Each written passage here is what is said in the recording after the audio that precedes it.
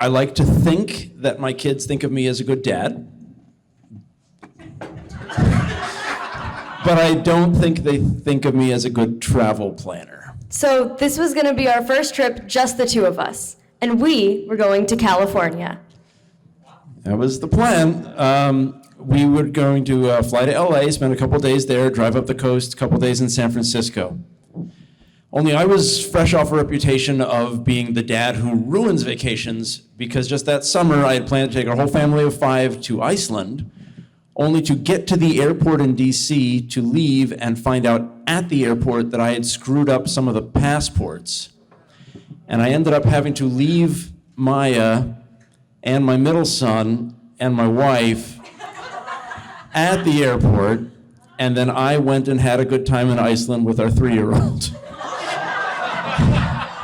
And my wife's parents. When Dad got on the plane for Iceland, Mom told me I could get any snack I wanted in the whole airport. I think she was too angry to care. Yeah, so this trip was sort of the opportunity to redeem myself, the California trip, to at least one of the people that I wronged. Iceland was really fun, though. Yeah. But your snack sounds like it was great. Yeah, it was okay. It was okay. Good snack. Yeah. So we had different things we wanted to see in California as we're making our plans. I wanted to climb the hill to Griffith Observatory and see the otters in Morro Bay and San Luis Obispo and visit some college friends in the San Francisco Bay Area. And I wanted to see the place where they filmed Gilmore Girls. I did not want to see that.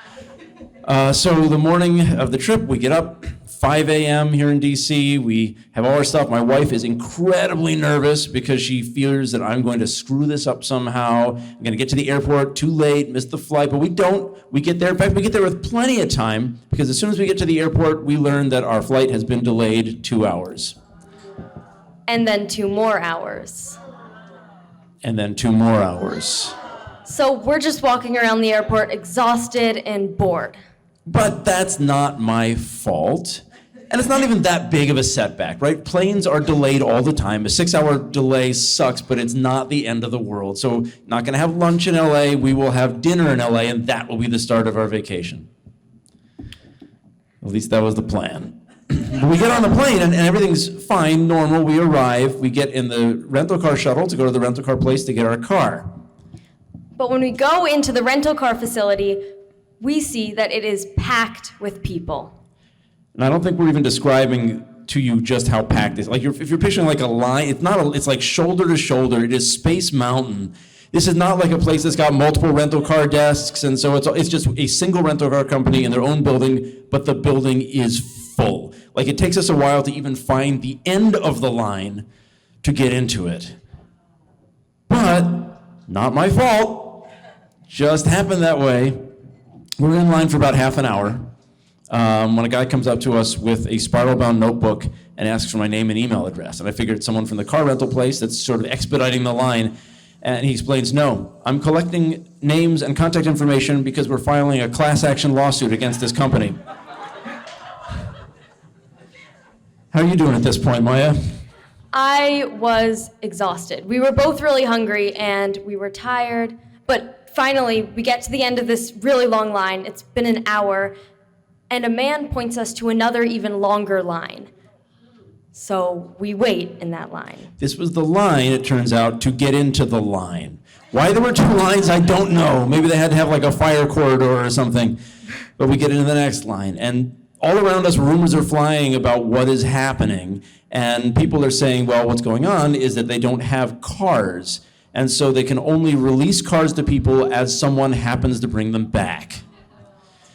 And I tell the people in line next to us, well, you know, we actually reserved our car and paid for it several months ago. And I think, like, I'm a good travel planner. And they're like, yeah, every single person in this building already reserved and paid for their car several months ago. That's why we're all still here.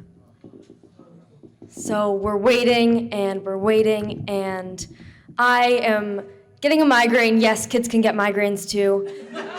Who knew?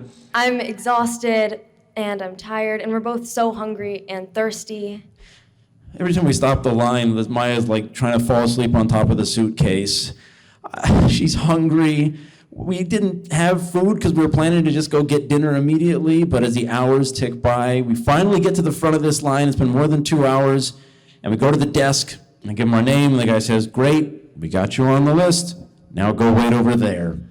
And over there is this lineless no man's land. It's just, it's like a shanty town. There's a guy warming his hands over a fire. There are little tents set up. People have been there forever. And I think that was the moment that Maya went over the edge. I do something that Dad was hoping I wouldn't do. Yeah. I call Mom. I was not pleased that you did that. It was like you were telling on me. But that's what my phone is supposed to be used for. When I'm in trouble, I call a responsible adult. That is fair. So I call Mom, and I tell her that Dad has me in a situation where there's no food, no water. We have to wait for some random amount of time for a car that may or may not exist. And I begin to have a panic attack. And I'm there just trying to tell her, I've got 2 different people to soothe, both Maya and my wife on the phone. And so I'm like, hand me the phone, Maya, I just want to talk to her. And I'm like, we don't need your help, we're fine, we're okay. And she reminds me, yes, if she were here, she would have brought a bag of snacks. And she also would have brought a water bottle, and she also would have brought children's ibuprofen. And all the things that I didn't bring because I don't think about the worst. And I'm telling her, like, this is not my fault, because it isn't. This is not my fault. Well, it's not. You chose to go to a rental car facility called Thrifty. They're all called stuff like that. There's dollar, there's budget. That's what they do. That's how they're named.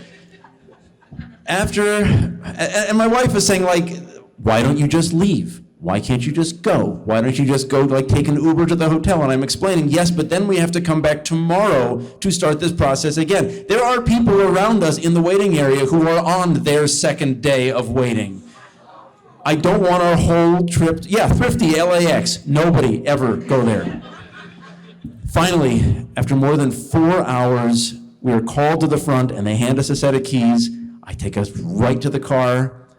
Maya sits down in the passenger seat, leans it all the way back, and goes right to sleep. I don't remember anything after this point. She has not had any food. I've not done a good job as a dad.